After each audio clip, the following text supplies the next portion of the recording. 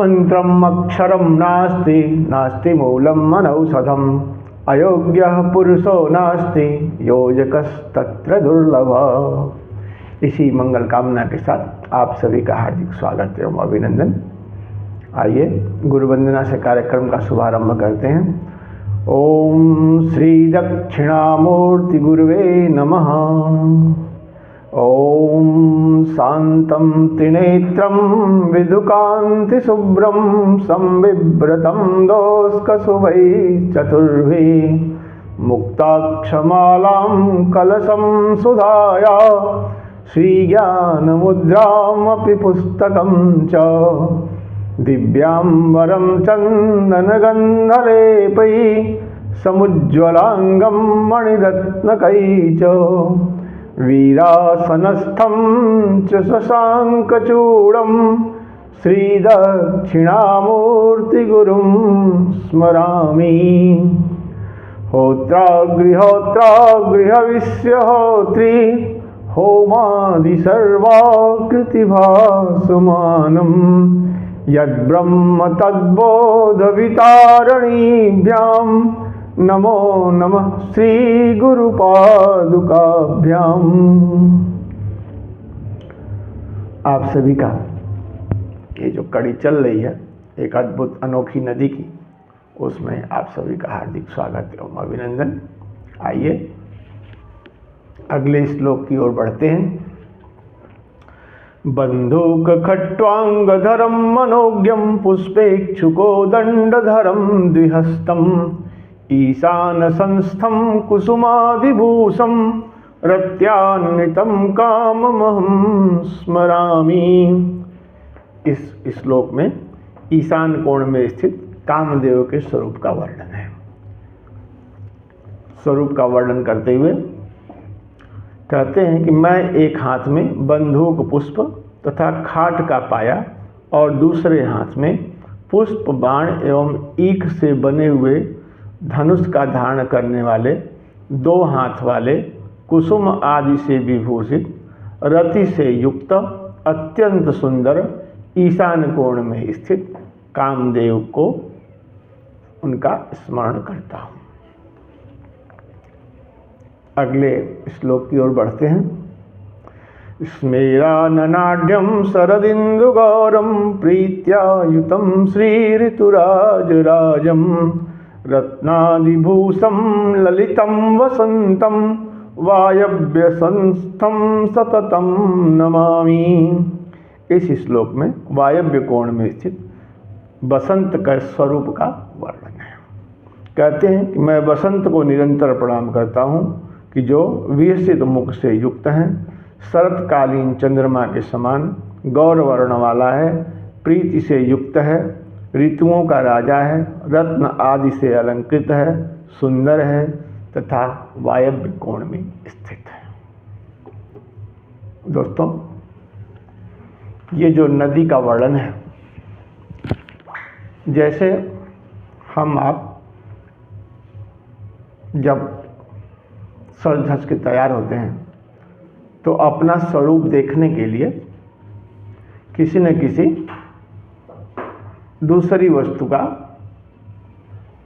सहारा लेते हैं, क्योंकि अपना जो चेहरा है वो कोई भी प्राणी स्वयं नहीं देख पाता है। कुछ इसी तरह से भगवान शिव जब अपने शक्ति के साथ विराजमान थे, सृष्टि के आदिकाल में जब कुछ नहीं था, तो शिव जो है वो शक्ति के साथ मस्त अपने आप में विराजमान थे। सृष्टि का अभाव था, किंतु अपनी शक्ति को उनके अंदर देखने का उल्लास उत्पन्न हुआ।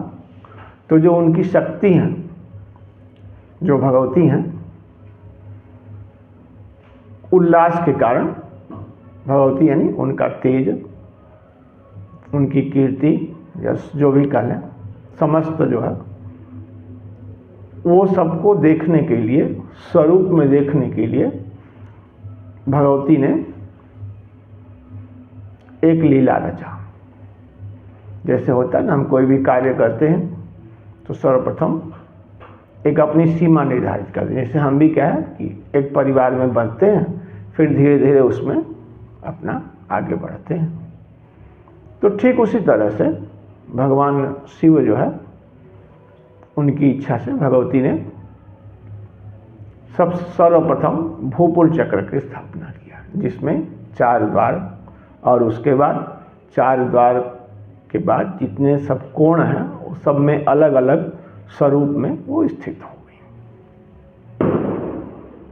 और धीरे धीरे आगे जब बढ़ेंगे तो और तमाम स्वरूपों का हम लोग चर्चा करेंगे। जितने भी उस स्वरूप में स्थित हुई हैं सृष्टि में, जैसे बनाई हैं, वो सब हम लोग वर्णन में आगे सुनेंगे।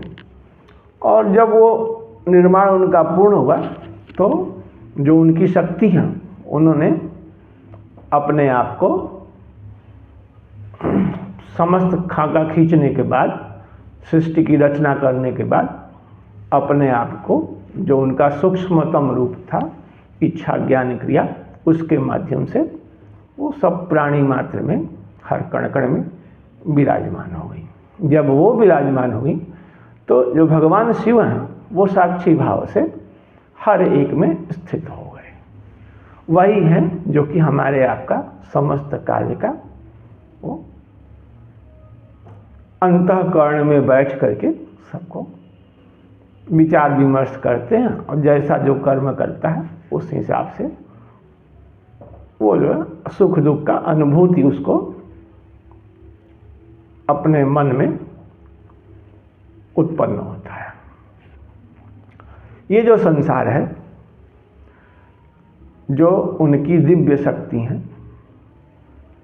जिनका चारों तरफ संसार में वास है, चारों तरफ जिनका विस्तार है, फैलाव है, उनके उस विस्तार को समेटते हुए और जाके शिव में लय करने की यात्रा है। हमारे ऋषियों ने काफी पहले जिस क्रम से सृष्टि में भगवती व्याप्त हुई, उन्होंने उसी तरह से उस स्वरूप को वर्णित करके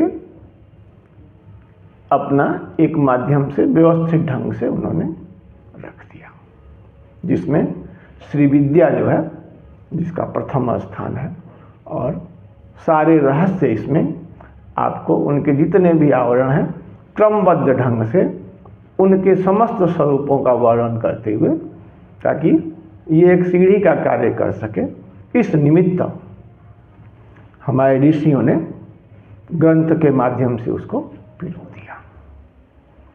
ये जो नदी का क्रम है, ये उसी का अंश है, और हम इसी उल्लास के साथ भगवती के दिव्य भव्य स्वरूप का वर्णन करते हुए, ध्यान करते हुए, श्री गुरु के सानिध्य में कुछ समय बिताते हुए, क्योंकि जब जैसे जैसे कालांतर बीतता जाता है, तमाम तरह के हमारे मानस पटल पे दृश्य उभरते जाते हैं, जिसकी वजह से जो विवर्त है वो बहुत ज़्यादा हो जाता है। तो हम अपनी मूल प्रकृति को न देख करके इधर उधर से तमाम चीज़ों को देखते हैं और उसी हिसाब से समझने का प्रयास करते हैं। किंतु ये जो श्री विद्या है, ये एक व्यवस्थित ज्ञान है, जो कि हमें उस दिव्य शक्ति तक बड़े ही सहज ढंग से और सरलतापूर्वक सब कुछ से संपन्न करते हुए अंत में जा कर के मिला देता है। यानी जो परम पद है हमारा शिव का, क्योंकि अंतिम हमारी उन्हीं से उत्पत्ति हुई है और वही हमारे अंतिम धाम है, तो वहाँ तक ये हमें पहुँचा देता है। आज के लिए इतना ही, हम आपसे विदा लेते हैं। आइए आनंद